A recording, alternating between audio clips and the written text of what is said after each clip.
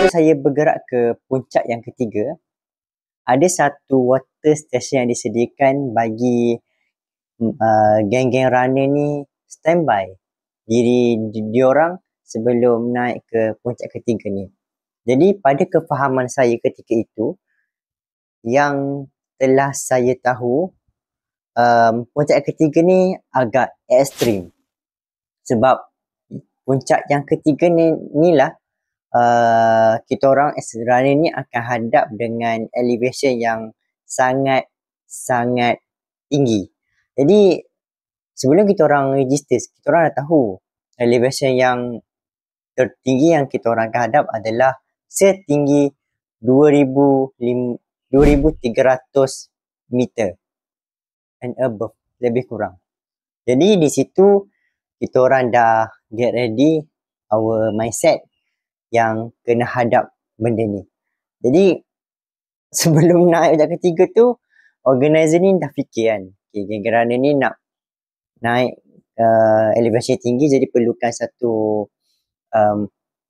preparation yang cukup. Jadi time tu saya dah top up balik saya punya air dan saya consume buah, saya consume roti dan sebagainya yang saya boleh jadikan sebagai tenaga, dan saya ada ambil simpan dalam beg beberapa makanan untuk saya bergerak lah.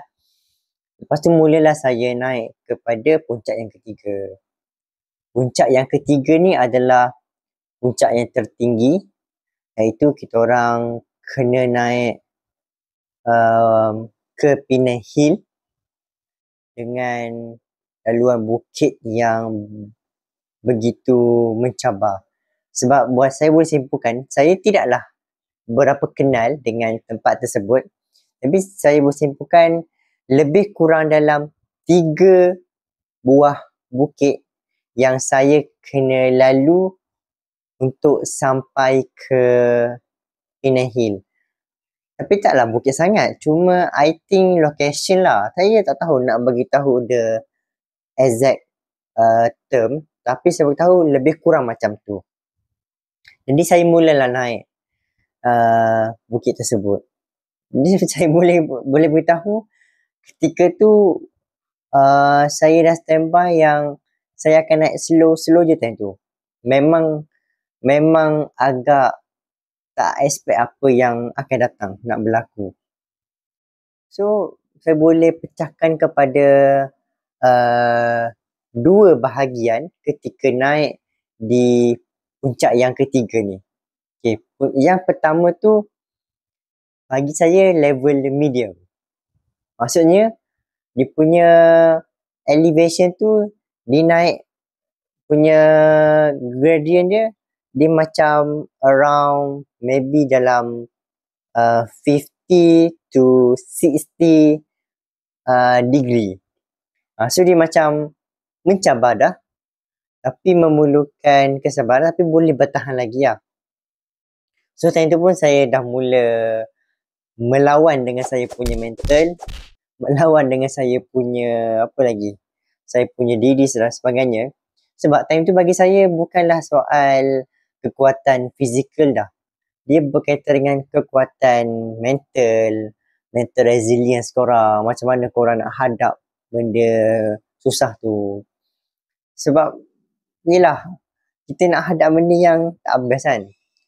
Time tu memang terlalu ramai geng-geng runner ni berhenti dekat tepi, minum air, apa lagi, mungkin spray, cooling spray tu, mungkin ada makan garam, apa lagi dan sebagainya lah kan. Sebagai geng-geng runner ni tahu apa yang dia orang perlu buat. Dan ketika tu saya masih steady bergerak. Dan saya berpandukan saya punya jam ni, saya tengok saya dah naik berapa persen. Jadi ketika itulah saya punya jam ni adalah nyawa saya, sebab saya tengah membuat satu prediction. Saya akan naik berapa persen, sikit kan. So bila dah sampai mungkin dalam 25% daripada stage puncak ketiga tu, saya tahu saya dah sampai dekat separuh. So saya akan berehat dulu, saya akan minum air, saya akan buat apa yang perlulah. So naiklah separuh daripada puncak yang ketiga ni. Bagi saya, bila dah separuh tu, saya dah hampir-hampir dah nak give up lah.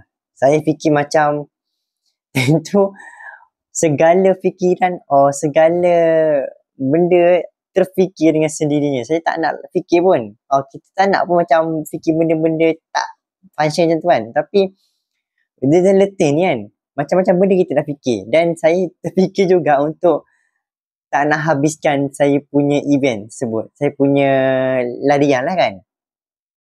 Sebab saya fikir dekat atas nanti akan ada satu water station lagi untuk kita orang sebagai runner ni untuk consume lah kan. Makan ke nak minum ke dan sebagainya.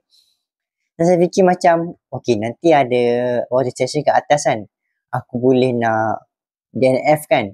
Do not finish. Jadi saya boleh buat keputusan time tu. tapi time tu juga saya tengah bergerak lah slow-slow dengan perlahan-lahan.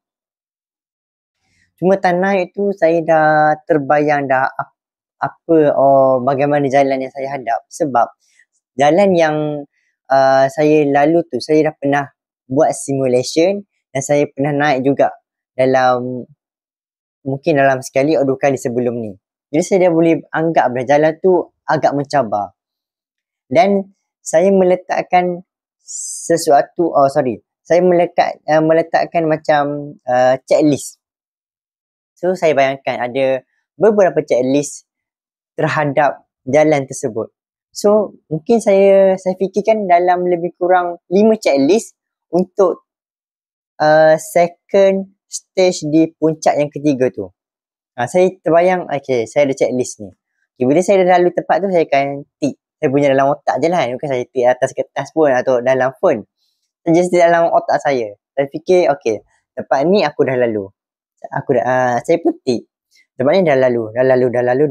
Jadi, bila saya melalui ke semua checklist saya tu, saya dah tahu dah. Jalan ni aku dah habis dah. Dan checklist yang terakhir adalah checklist yang paling teruk, iaitu saya kena melalui satu jalan yang begitu tinggi gradient dia. Saya boleh katakan jalan tu merupakan gradient yang tertinggi di sepanjang event saya tu. Event Pioneer Sky Race tu lah. Saya fikirkan mungkin 80 degree dia punya gradient dia, menyebabkan saya sendiri pun merangkak untuk naik ke atas. Saya tak fikir panjang, saya tak fikir orang depan nak nilai ke, orang belakang nak nilai saya ke. Saya time tu pun energi dah nak habis. Saya punya air pun dah tinggal beberapa titik je untuk saya bekalkan untuk ke next station. So saya dah macam all out lah time tu. All out time tu lah kan. Dah fikir aku mampu buat ni je. Ada tali saya pegang, ada pokok yang saya boleh gapai, saya gapai. Saya dah tak fikir apa. Yang penting saya boleh sampai ke atas tu. Sebab time ke atas tu lah dah hampir ke 2000. Tak silap saya lebih kurang kalau sampai kat situ dah mungkin dalam 1800, 1900. Dah hampir-hampir dah kepada puncak yang tertinggi. So lebih kurang macam tu, saya pun telah habis ke puncak yang ketiga. So dah sampai puncak yang ketiga tu, saya dah relaxkan saya punya fikiran, saya dah setting balik saya punya diri, saya refresh balik diri saya dengan tanggapan ada separuh lagi saya perlu buat. Sebab ketika saya dah sampai ke puncak yang ketiga tu, saya punya perjalanan dah hampir separuh. Lebih kurang 14 km ketika itu. Jadi saya fikir dah separuh dah aku lalu. Jadi aku boleh get ready balik, get myself back kan. So time tu dah fikir semua cabaran-cabaran susah ni aku dah tempuh dah. Aku dah menang lah lawan diri sendiri untuk untuk yang susah ni. Habislah untuk kisah bocah ketiga tu. Dan kisah dia yang turun pun sakit sebab nak turun daripada yang tinggi ni ke rendah pun sakit juga. Sebab bila korang naik, possibility korang akan sakit. Kebiasaan je lah kan. Ini pengalaman saya. Saya akan sakit pada bahagian bawah peha. Kan? Itu bahagian yang otot kita paling mudah untuk tegang ketika kita naik bukit.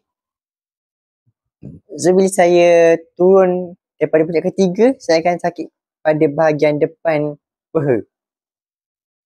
So, menyebabkan saya rasa sakit pada bahagian depan dan belakang peha tersebut. So, time tu memang saya dah mula koyak dengan lebih teruk. Saya punya mental dengan fizikalnya. Dan nak sampai ke session water session ketiga tu memang begitu perih. Dan once dah sampai tu, saya berehat serehat-rehatnya. Saya minum air yang banyak, saya makan makanan yang banyak sebab kita dah bayar kan. Makan je lah. Saya makan je apa perlu. Saya tak fikir dah orang nak kata apa. Yang penting dalam hati aku boleh survive lagi untuk separuh lagi perjalanan. Sebab water session tu dia mungkin dalam lebih kurang kilometer ke-16 tak silap saya. So ada 14 kilo lagi untuk sampai ke penghujung.